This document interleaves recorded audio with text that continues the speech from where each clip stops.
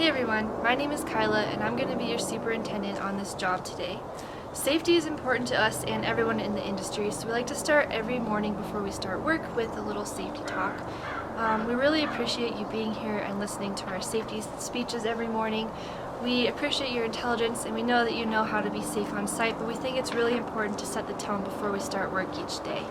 So that being said, today we're going to start with a topic on stairs and ladders. So falls are one of the leading causes of death and injury on a job site, and they're considered one of OSHA's Focus 4 hazards, so it's really important to pay special attention to safety when using ladders and stairways. So there are a few important things to pay attention to in creating and using stairs on a job site.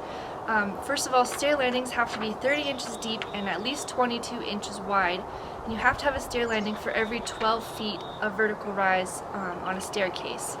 And then additionally, stairs should be between 30 and 50 degrees from the horizontal, and tread depth must be uniform. Another thing to pay attention to when using stairs on a site is that stairways should have a handrail for stairs that rise 30 inches or more or have at least 4 risers on them. These rails should be less than 36 inches, should have a mid-rail, and should be able to withstand 200 pounds of force. It's way easier than you think to fall off the edge of an unprotected surface, and we've seen it before, which is why rails are so important for stairs. And then my last point about stairs today is that it's super tempting to use stairs that are being built as part of the project, but you really have to remember that even though it's convenient, you should never walk on pans before the concrete has been poured on them. So ladders pose another potential hazard on a job. OSHA says you should have a ladder or staircase if there's more than 19 inches break in elevation on a job site, and there's not a ramp or other means of getting up that 19 inches or more.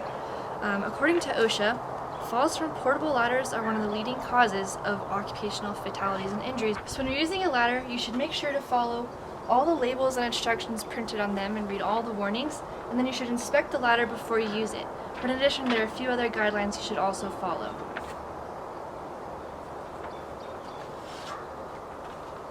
So you should place the ladder on a stable level surface. If you're using a self-supported ladder, make sure that the spreaders are always fully opened and never partially opened. Don't use a ladder like this as a straight ladder. It should only be used as it's intended. Always look up to make sure that there's no electrical hazards above you when you step onto the ladder, and then look around to make sure there's no electrical hazards near the ladder as well. And then always be sure to make sure that your ladder doesn't have any slippery surface on the rungs that you could slip on when you walk on it. So a straight ladder should be set up with 3 feet extending past the upper level and 4 feet of rise for every foot of run. It's also important to maintain 3 points of contact on every ladder when you're using it, and never stand on the top step of a self-supported ladder or the top 3 rungs of a straight ladder. So why do we talk about safety and promote it in our industry?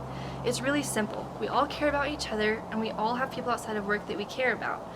It pays off to take a couple extra seconds or minutes to do things the safe way so that everyone gets to go home and hug their family and hang out with their friends at the end of the day. You're here to work. You're not here for this to be your life. Watch out for those around you, and don't be afraid to speak up if you need to. If you're not sure how to use certain equipment, the job site trailer is always open. It's just right over there. Feel free to stop by if you have any questions. We're more than happy to help you figure out regulations, help you learn how to use certain equipment, whatever you need. And that's all I have for today, so thank you. Thanks.